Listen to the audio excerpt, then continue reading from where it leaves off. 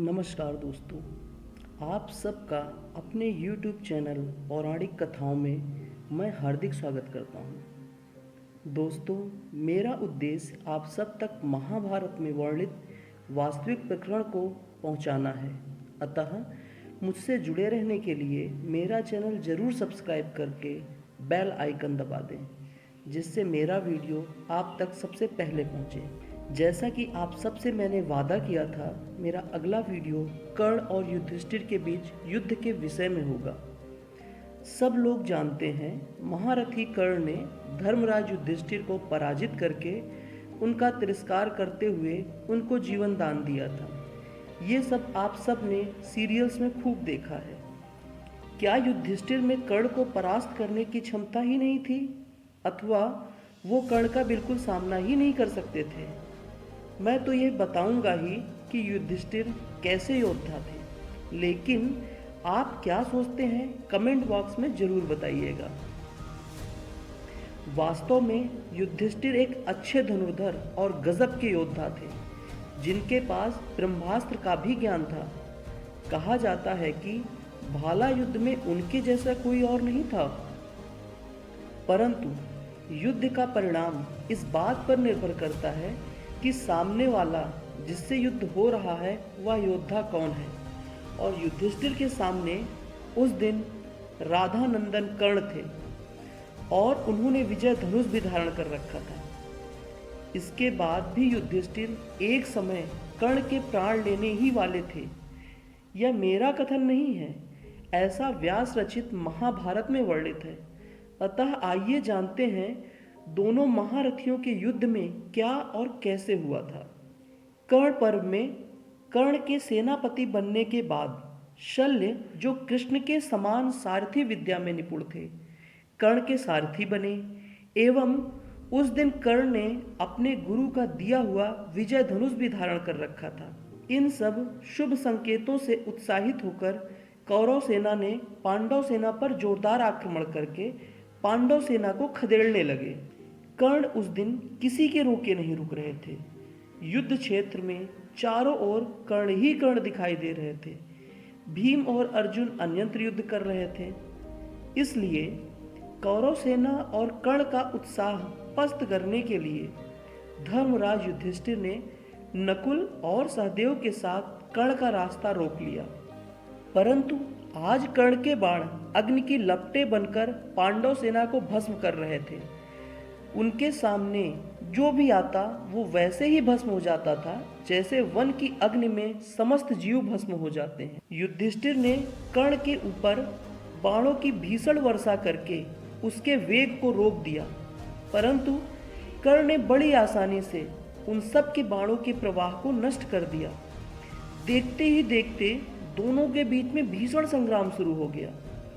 युधिष्ठिर ने कर्ण को ललकारते हुए कहा, सूत पुत्र, तुम हमेशा हम सबसे एवं अर्जुन से डाह रखते हो। आज तुम्हें जो भी द्वेष भावना है तुम उन सब को मिटा लो। आज मैं तुम्हारी युद्ध करने की सारी इच्छा समाप्त कर दूंगा। ऐसा कह के युधिष्ठिर ने कर्ण के ऊपर अनेकों बाण छोड़े, परंतु उसने बड़ी आसानी से सारे बाणों को मार्ग में ही काटकर युधिष्ठिर को घायल कर दिया। घायल होने से धर्मराज दीप के समान प्रज्वलित होकर क्रोध में यमदंड के समान एक भयंकर बाण का संधान करके कर्ण को यमलोक पहुंचाने की इच्छा से उस पर छोड़ दिया। यमदंड के समान यह बाण कर्ण के बाईं पसली में जा घुसा। कर्ण मूर्छित एवं शिथिल होकर वहीं शल्य के सामने रथ में इस प्रकार गिर पड़े मानो उनके प्राण निकल गए हों। युधिष्ठिर उस समय कर्ण पर प्राणघातक प्रहार कर सकते थे, परंतु अर्जुन की प्रतिज्ञा की रक्षा के लिए ऐसा नहीं किया। थोड़ी देर बाद चेतना में आने के बाद कर्ण ने अनेक बाणों से पांडव सेना को प्रताड़ित करते हुए युधिष्ठिर का धनुष एक भल्ल द्वारा काट दिया एवं अपनी बाण वर्षा से वे एक दूसरे पर पुनः प्राणघातक वार करने लगे। कर्ण के बाणों की काट मानो आज किसी योद्धा के पास नहीं थी। तब पांडव वीरों ने कर्ण को मार डालने के उद्देश्य से चारों तरफ से बाण वर्षा आरंभ कर दी।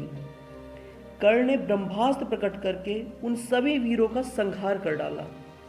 राधानंदन ने आज साक्षात यमराज का रूप धारण कर रखा था। उनके सामने कोई भी आता वह भस्म हो जाता।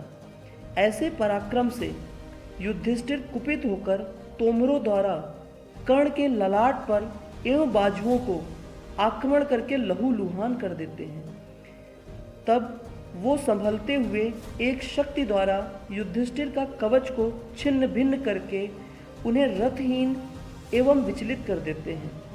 तभी सात्विकी, जो राजा युधिष्ठिर की रक्षा में तैनात था, कर्ण पर भीषण प्रहार करने लगते हैं एवं युधिष्ठिर की रक्षा करते हुए कर्ण को अनेकों बाणों से पीड़ित कर घायल करने लगते हैं। कर्ण जवाब में एक भल्ल द्वारा सात्विकी के धनुष को काटकर उनके सारथी को यमलोक भेज देते हैं। युधिष्ठिर के पृष्ठरक्षक पहले ही मार दिए गए थे और वह अब कर्ण के सामने टिक नहीं पा रहे थे, तो दुखी मन से वह शिविर की तरफ उपचार हेतु जाने लगे। इसके उपरांत कर्ण बड़ी तेजी से पीछा करके उनके समीप पहुंच जाते हैं और उन पर प्राणघातक वार करने ही वाले थे कि माता कुंती को दिया हुआ वचन याद आ जाता है। तब कर्ण उनके कंधे पर हाथ रखकर युधिष्ठिर का तिरस्कार करते हुए बोले, जो धर्म में स्थिर रहता हो और क्षत्रिय कुल में उत्पन्न हुआ हो, वह युद्ध क्षेत्र से ऐसे कैसे भाग सकता है। कुंती कुमार, तुम स्वाध्याय, धर्म, कर्म, सत्यवादिता में ही प्रवीण हो, वही करो, युद्ध तुम्हारे बस की बात नहीं। कर्ण युधिष्ठिर युद्ध में एक समय युधिष्ठिर मूर्छित कर्ण पर प्राणघातक वार कर सकते थे, परंतु अर्जुन की प्रतिज्ञा की रक्षा के लिए उन्होंने ऐसा नहीं किया।